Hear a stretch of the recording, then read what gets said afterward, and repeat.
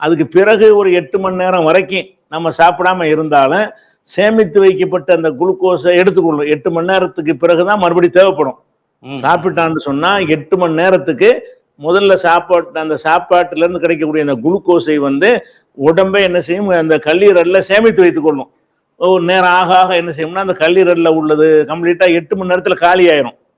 அதுக்கு பிறகு என்ன ஒன்று கேட்டா மறுபடியும் பசிக்குமா, சாப்பிடாம இருந்தோம் என்று சொன்னால் உடம்புல உள்ள கொழுப்புகளை கரைக்க ஆரம்பிக்குமா. 8 மணி நேரத்துக்கு மேல இருந்துச்சு அந்த குளுக்கோஸ் காலி ஆயிடுச்சு.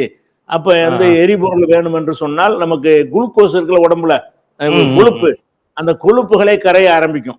இந்த கொழுப்புகள்லாம் கரைய ஆரம்பிக்கிறதுக்கு வந்து அப்ப 8 மணி நேரத்துக்கு மேற்பட்ட உண்ணாவிரதமா இருக்கிறதுனால இது மற்ற விரதத்துக்கு வித்தியாசப்படுது.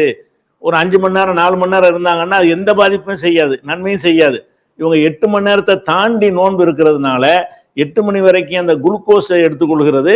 8 மணிக்கு மேல உடல்ல இருக்கிற கெட்ட கொழுப்புகள் அதுகளெல்லாம் எரிச்சு எனர்ஜிக்கு பயன்படுத்திக்கிறது உடம்பு. அப்படிங்கிறதுனால அதுக்கு அதை விட ஒரு 20 மணி நேரம் அப்படி போச்சுன்னு சொன்னா புரோட்டீன் எடுக்க ஆரம்பிச்சிடும். கொழுப்பு முடிஞ்ச பிறகு புரோட்டீன் எடுக்கிறது ரொம்ப ஆபத்தா போயிடும். அதிகமா உண்ணிட்டாம ஒரு 12 மணி நேரத்துக்குள்ள வைத்திருப்பதன் மூலமாக என்ன ஆகுதுன்னு கேட்டா 8 மணி நேரம் வந்து சாதாரணமா ஒரு மனிதன் தாங்கக்கூடிய நிலையில் இருக்கிறான்.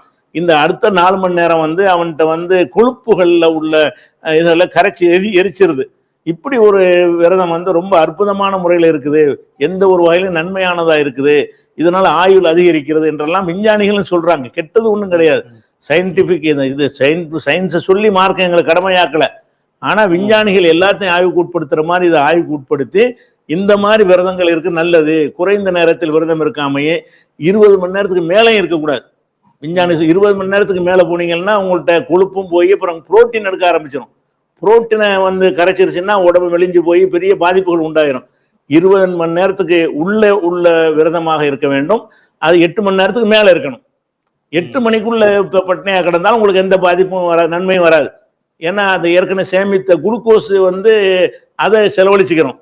அதனால உங்களுக்கு எந்த ஒரு நன்மையும் கிடைக்காதுங்கிறாங்க. விரதம் இருக்கக்கூடியவர்கள் வந்து 8 மணிக்கு மேலையும் 20 மணி நேரத்துக்கு உள்ளேயுமாக அவங்க தினசரி விரதம் இருப்பார்களே ஆனால், வாரத்துக்கு 1 நாள் 2 நாள் கூட இருப்பார்களே ஆனால் அது ரொம்ப ஆரோக்கியமானது என்று அந்த ஆக்ஸ்போர்ட் பல்கலைக்கழகத்தில் ஆய்வு செஞ்சு அதை நிரூபித்த ஒரு விஷயமா இருக்கிறது.